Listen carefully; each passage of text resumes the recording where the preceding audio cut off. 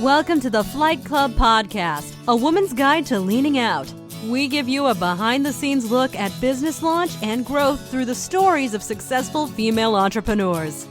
Here's your host, Felina Hansen, founder and CEO of Hera Hub.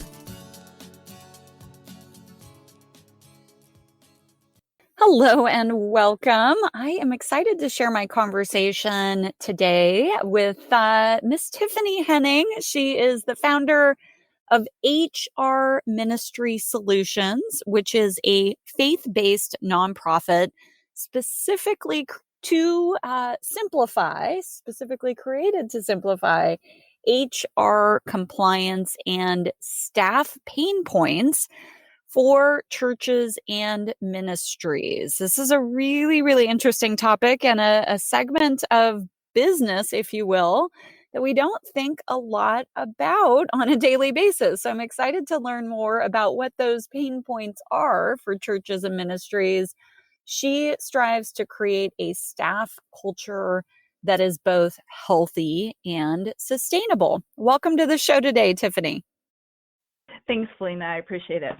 Absolutely. So let's dive in before we do what some of those staff pain points are. Let's dive into your background. Tell us more about you and what you did prior to launching the business. Absolutely. Like many people, I went to college for a degree that's totally different than what I'm currently doing. It's one of those things, if I knew then what I knew now, obviously I'd have a different degree. So my degree is actually in English secondary education, and did my student teaching, hated teaching, and so actually decided not to teach. And so I got into the business world, doing administrative stuff and insurance, different things like that, and went back to teaching for a little while, actually, when I was in Arizona, but my husband and I were in ministry for several years, and so really definitely saw one side of it. We had a couple of incidences where we were working at churches where things just weren't done really well, and there was a lot of church hurt that went on, and so we kind of stepped away from ministry and church for many, many years. During that time, I actually started working for a payroll staffing agency and really worked my way up, learned HR, did corporate HR, and then we started to dip our toe back into church, and our local church had asked me to come on board to do their HR and business stuff, and my first response was, hell no. And I told them this straight out. My first response was, hell no, am I ever going to work for a church again, because things are just so messy. But my heart did a 180, and I worked there for 8 years and got the opportunity to coach other churches as well. And during that time, I really saw a huge need in churches and ministries for HR, because while most businesses and corporate America naturally think along that line, churches and ministries don't. They're very, very people-oriented. The people who run the organization are very shepherding-oriented. They don't like to push paperwork. They don't think about laws. And there's so many different things when it comes to religious nonprofits. And probably the biggest problem that I see is that churches are so scared and so anti being corporate or business-like that they will swing on the opposite side of the pendulum and be too grace-filled. And I know that seems oxymoronic, but they just let issues go on. They don't want to deal with conflict. They don't want to deal with issues, and they're just grace, grace, grace. But then they end up with this big toxic culture that just tanks everything. So interesting. And it's something that I don't think about on a daily basis, but I could totally understand that. I mean, because as you said, they're very mission driven, as all nonprofit organizations are. And I could definitely see, I just think about the churches I grew up in. So I grew up Christian, both in the Nazarene church and the Baptist church. And I think about the variety of churches we went to growing up, some small, some large. And this whole idea of human resources in a church was just never, you had the pastor and the assistant pastor and, the choir, director, and, there were a few people involved, but, I know it's not a business, but it has to run, to your point, you have to Yes. obey the laws, all these things, it's a Yeah, nonprofit absolutely. organization. And so it is interesting. And I can see, I'm going to be honest with you, Tiffany, that's a bit of why, as I grew, as an adult and reflected on my time growing up in church culture, I did see a lot of almost what seemed like politics or Yes. Mhm. backbiting or, and that's not what the Bible teaches, right? It's love everybody and don't judge. And, but I think as human beings, Yeah. it's not as easily done as it is said. And so talk about, just start off with the nuts and bolts, before we get into maybe, some other details here of, let's just say you take on a new client, a new church. There any size churches specifically or ministries that you work with, and what do you come in and do initially? Got it. Well, let me actually back up just a little bit to what you were saying about Sure. churches and the politics. Absolutely. That is one of the issues that are there, but really have found in the last 15 years, churches have really changed the way they do things, and you see a lot more community churches, casual churches, churches that are focused more so on culture, and churches that are doing multi-site ministry, which means, they have like a main campus and then they have a bunch of different sub-campuses in the same city or same state. And because of that, number one, things have gotten more difficult when it comes to HR, but two, I find that they're more open. Like the churches nowadays are much more open to HR and the HR needs, and they're much more open to their staff culture and their church culture, because honestly, like I have yet to run into someone that is like, really, any church I ever went to or was a part of was completely healthy. Like when we hired staff people for our organization, every single one of them had a story of how a church did things wonky. And I use the word wonky because it's not purposely, intentionally malicious. They just don't know the right way to do things. And a lot of times they just don't know what they don't know. And so they just do things really wonky that ends up hurting people, hurting staff people. And I've seen so many staff people, after being hurt at a church, stepping away and not even stepping back into church again. Mm-hmm. And so it's so prevalent. And I didn't realize until I was working in churches how prevalent it really is. Like I said, I've yet to meet someone who, is like, I've never been experienced that, or they know someone who's experienced it. So, but on the flip side, when it comes to me working with churches, I, again, have yet to have a church come to me go, hey, we have horrible staff culture and we'd really like you to come fix our toxic environment. That is really not what they ever come to me for. They come to me for staff handbooks. They come to me for a HR compliance audit. They come to me because maybe they have a staff person that is not doing well and they're trying to figure out how to get rid of them in an appropriate way. So they really come to me for a lot of the nuts and bolts, as you say, the nitty gritty, the compliance thing. And, it's funny because I say nobody has ever said, ooh, I love making staff handbooks. I've never heard anyone say that. I don't even love making staff handbooks. But what I really like to do is I use the staff handbook as a foundation to start a conversation with the church or ministry. I talk with them about, taking care of their employees and being generous with their vacation time, sick time, holiday time, to put in other boundary stuff, to put in sabbatical time. And I really talk through with them as well, because ministry is a lot like being a solopreneur, an entrepreneur. Your brain never shuts off and you are pretty much working 24/7. I think people who are entrepreneurs probably never take a full day off where they turn off their phone, turn off their email. And to be honest, like studies show this and everything, it is completely unhealthy and we burn ourselves out and we're actually not as productive.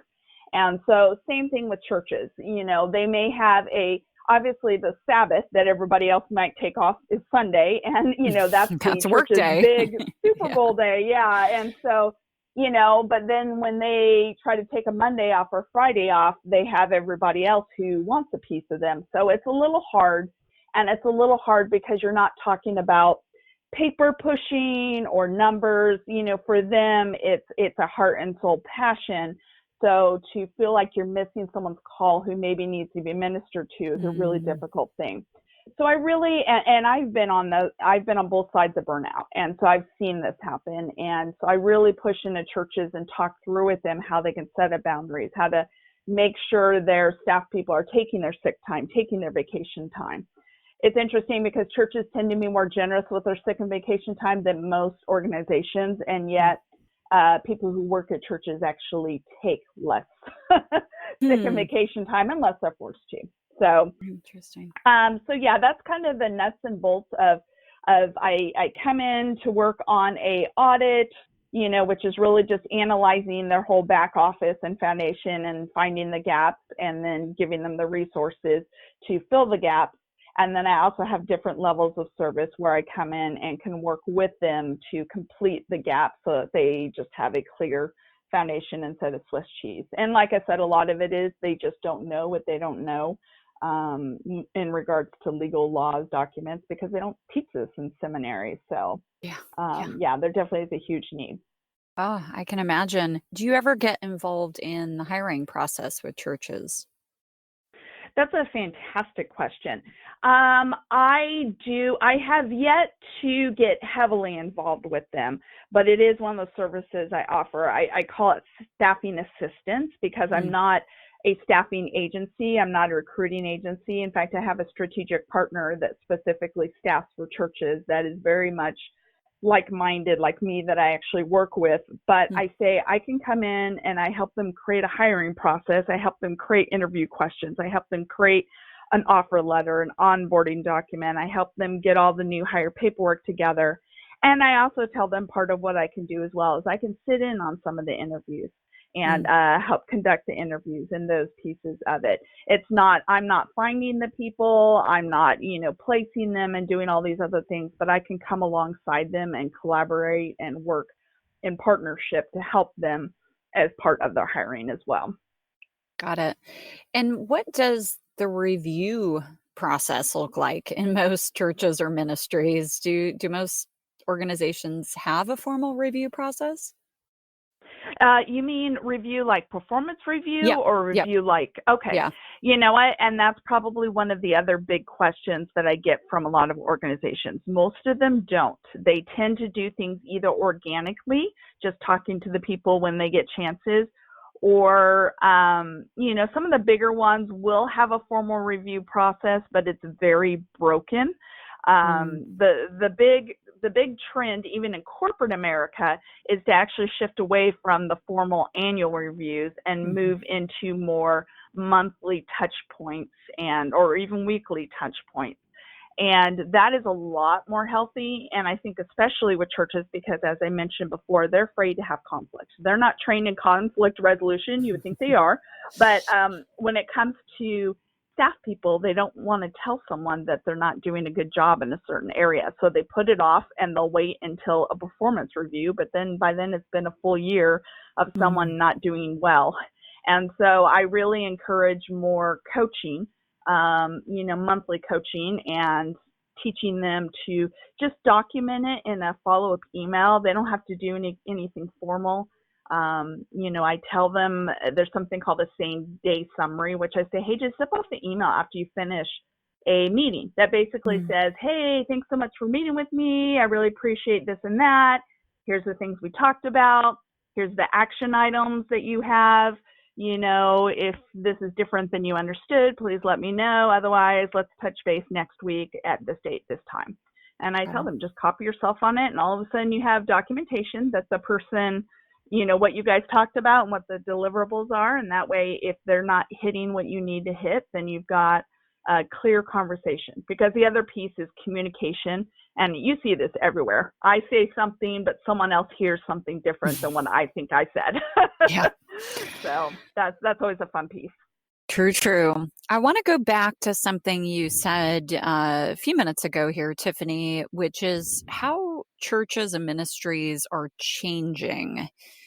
Again, I referenced, what I saw growing up, and to your point, things have shifted because culturally, we evolve and we shift. And what I see in churches, for example, I've been to the Rock Church here in San Diego, which is, I guess, I don't know if you call it a mega church, but it felt very mega to me. Yes, it is. compared to what I very grew much a up mega with. church.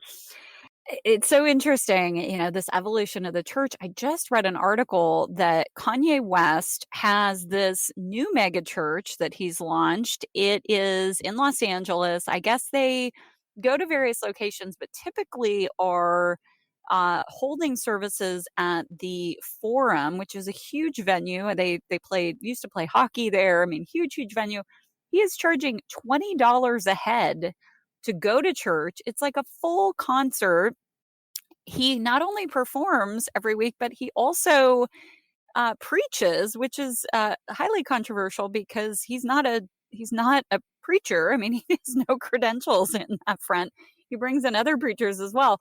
So I just think it's, this whole evolution and change of the church and really trying to tap into different marketplaces is so interesting. That's really great. One of the big things is a lot of churches have shifted from your board of directors, board of elders, deacon boards, that a lot of churches, they used to run the church. And so you'd bring in this pastor and there'd be a lot of conflict and power struggle between the two. But a lot of the newer churches and a lot of churches are shifting that are more pastor led, with the board. Yes, they still have a say in things, but the pastor will kind of lead the board somewhat. So they work more in tandem. What really happened in the early, 2000s, late 1990s is a lot of churches became more what I would call seeker friendly and outreach friendly. Instead of just staring in their four walls, they really looked at people who've never stepped foot in church before and said, how can we make things more attractive to them? And so, again, pendulum swing, you have, music that is more current, less hymns, or if they do hymns, they do them totally different. Churches that jeans and flip-flops are perfectly okay to wear, sermons that are more topical, marriage and children and sex and stress and those kind of things. So there's definitely been a huge amount of that. But again, like you mentioned, some churches have gone, to the other side where it has become what I've heard called more consumeristic, where people come to the church and they come more like consumers. I'm going to come consume, but I'm not going to be a part of the church. I'm not going to be the church. And so that is a trickle down effect that has happened in churches. And it's interesting, last week I listened to this online conference, church conference called The Nines, and it's really about the next generation, reaching the next generation. And they had lots of people who were like in their 20s and even teens talking about what their generation is really looking for. And it's quite interesting to see a lot of them are saying that the newer generation or the next generation is actually looking for more transparency, more authenticity, more back to the roots, not necessarily strict polity, but just get rid of all the extra flash and the smoke machines and the flashing lights, just to get back to the heart of it, get back to the Bible. And, you can still have those other things, but just really have more of a balance. So I think it'll be definitely interesting to see over the next 10 years as churches get more organic and, root driven in this area to see where they go. But yes, there has been a trend of these huge mega churches, to the point of some of these multi-site churches, they'll have one main site where their superstar pastor will preach at, and that video is what is shown at all the other multi-sites. So a lot of times they don't even have in-person preaching. They just have a streamed video of the pastor preaching at the main location. Interesting. And so then the idea is people come together for that video or simulcast or whatever they call it, right? Yeah. And then they can create community and connect with each other in person after, watching this stream. Yeah. Okay. And they'll have a live band, they'll have a Mm. campus director, campus pastor that kind of shepherds the people. My personal opinion about those is I understand that they allow churches to plant sites where maybe they couldn't before and to draw people in where maybe they couldn't before. But I just think, in 15 years, when that main speaking pastor that everyone's drawn to, dies or retires, what's going to happen to it all? And then, of course, you have the Joel Osteens of the world who pack, stadiums full of people. And, while nobody is getting life change staring at the back at someone else's head, we change in relationships. We change, in a circle, being in one another's life. So it's just kind of interesting to see how churches are going to change over the next 10 to 15 years in that. Yeah, it's a topic, obviously, I'm fascinated by, because I've seen so much change and so many people really move away from the church for various reasons, but to your point, maybe are coming back because they're missing that sense of community.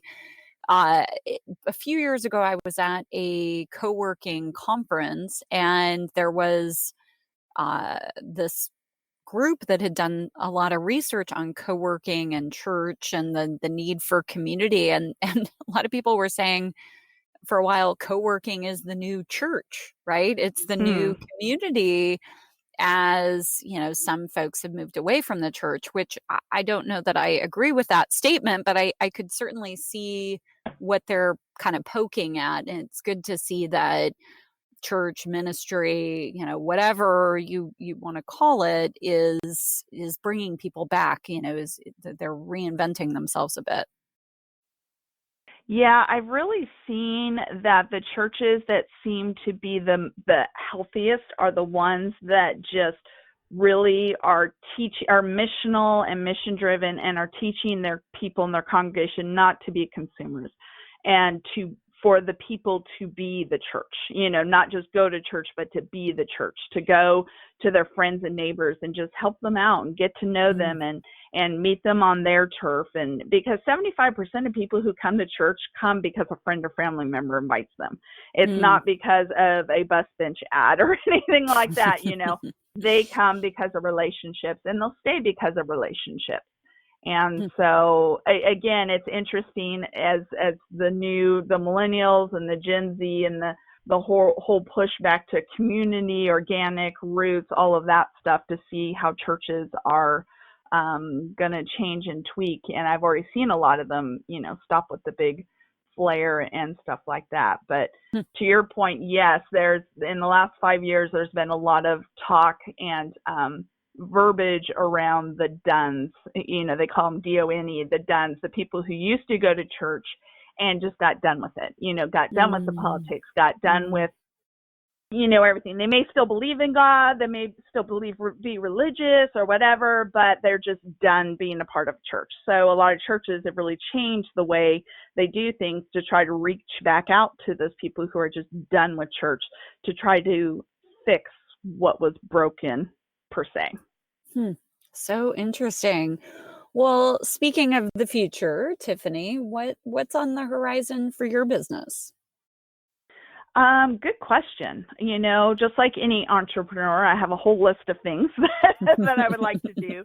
I mean, my organization is a nonprofit, and I do have a lot of arms to it, but I'm really looking to focus next year on doing a lot of workshops and talking at conferences and stuff. But really, I want to create a whole online series and a whole kind of cohort online coaching thing that helps churches. And I'm not sure I'm going to title this, but it's basically how to train your admin to be your HR person. Because most churches can't hire a full HR person. Most of the time, HR gets thrown onto the person who's the last one to yell, "Not it." And, so a lot of times, again, they just don't know what they don't know. And most of the times churches don't need a formal high-level 6-digit HR person. They just need someone who has relational capital with their staff, who's boots on the ground and knows where to go when they have questions and need resources. So that is what I've primed myself to be. And so I really want to get into churches and help them train up someone on their staff, or to bring in someone to be their HR liaison or representative, even if they wear 3 other job hats. And then for me to really train up that person for that church. That's kind of my future forward goal next year and beyond. Yes, love it. Fantastic. And if our listeners want to reach out, get in touch with you, Tiffany, what's the best way for them to do that? You can do it on LinkedIn, of course. We have everything on LinkedIn, but, our website's probably the best. There's email, there's phone number, and it's just hrministrysolutions.com. And so that's really the best way to reach out to me, or if they're part of Hera Hub, to reach out to me through the Facebook group there. Perfect. Thank you so much for your time, Tiffany. Absolutely. Thank you, Felina. Thank you for joining this week's episode of Flight Club, sponsored by Hera Hub. We look forward to sharing more success stories with you soon.